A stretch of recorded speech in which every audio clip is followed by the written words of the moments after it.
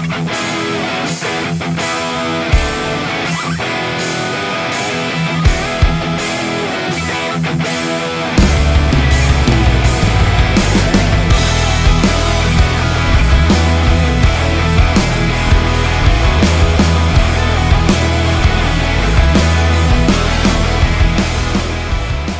think, for years, virtually you name the band, you name the big band.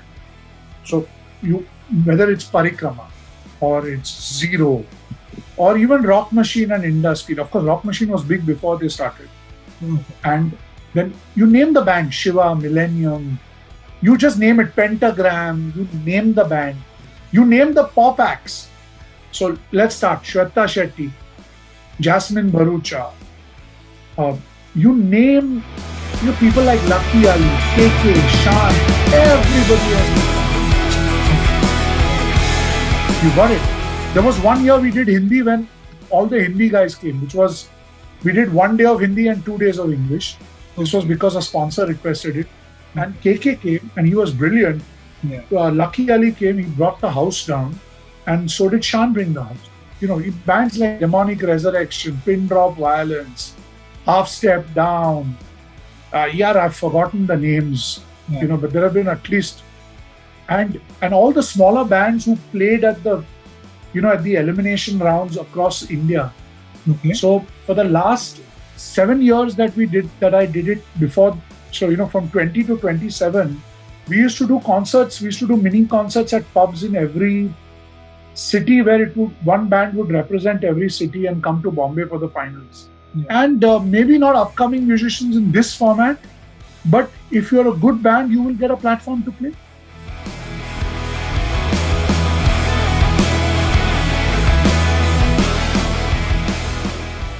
So when they say underground, it means that there is no real mass media. So there's no radio station that plays metal music. I don't think there is any English radio station in Bombay. Correct me if I'm wrong. Obviously, these bands don't have a platform to showcase themselves. But you know what? Those days are gone, man. You're now in the age of the internet. I mean, look at bands like Demonic Resurrection. Sahil is a friend of mine. He used to work with me at my studio in Bombay. And Sahil has played every big festival in the world, metal festival in the world. And so now you don't really need to be underground. If you're a good musician and you play good music and you connect with your audience, music is all about connecting with the audience, right? That's why, what pop music stands for. It stands for popular music. Rock is the same way. It's anything that communicates.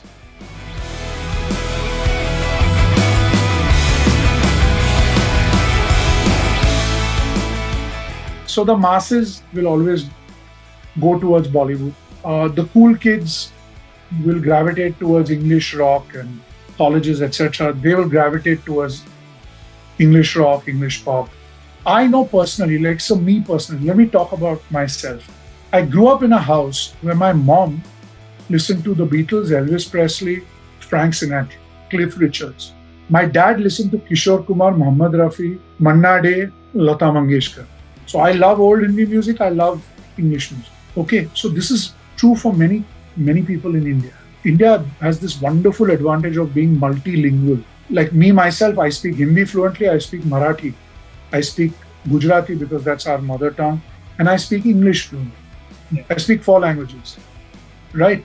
Yeah. Most people speak 2 or 3 languages in India, and they listen to music in both languages and both styles. What I've seen of late, which has really been interesting for me, is the advent of hip-hop. And to me, I love that. You know why I love that? Because rap in the US has been about African Americans featuring their pain, the way they have been misused in society and abused. And the same thing I'm seeing in India, where the Punjabi rappers are rapping about what ails the country or the socio-economic, situation of India. And I see, a lot of interesting stuff is happening in India. For that matter, I saw this band online called Bloody Woo. I'm really happy. The music scene is live and thriving in India.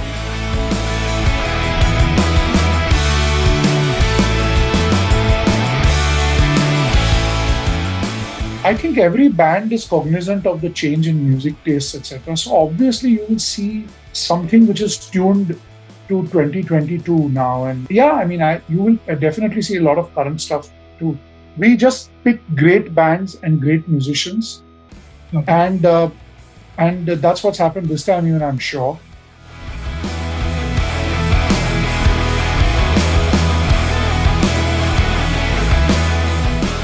Now I'll tell you what happened. That I remember next day in the newspapers, I saw a picture of a boat somewhere in the suburbs with people in a boat. So you can imagine the amount of rain. My poster used to say, "Come rain or shine, the show will go on." After year 20, that we shifted the dates to another months, to get out of the monsoon, when we lost Rang Bhavan. But till the day we had Rang Bhavan, it would happen only purely on 14th and 15th of August. So I remember it was about 4 in the evening, and I'm thinking to myself, shit, nobody's gonna come today. Because it was pouring. And but the phone kept ringing, and those days no mobile phones, right? Rang Bhavan had one line. And every time I would pick up the phone, they would say, "Is the show on?" I would say, "Yeah, it's on, man."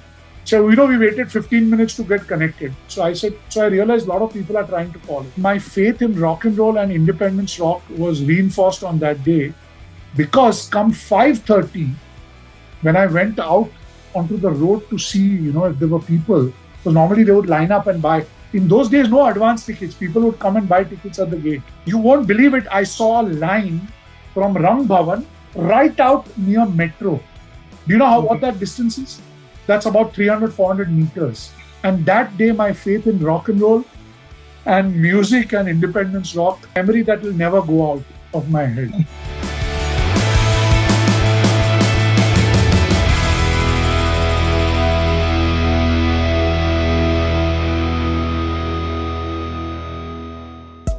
Subscribe to Midday India. Get direct notifications on all our videos by clicking on the bell icon.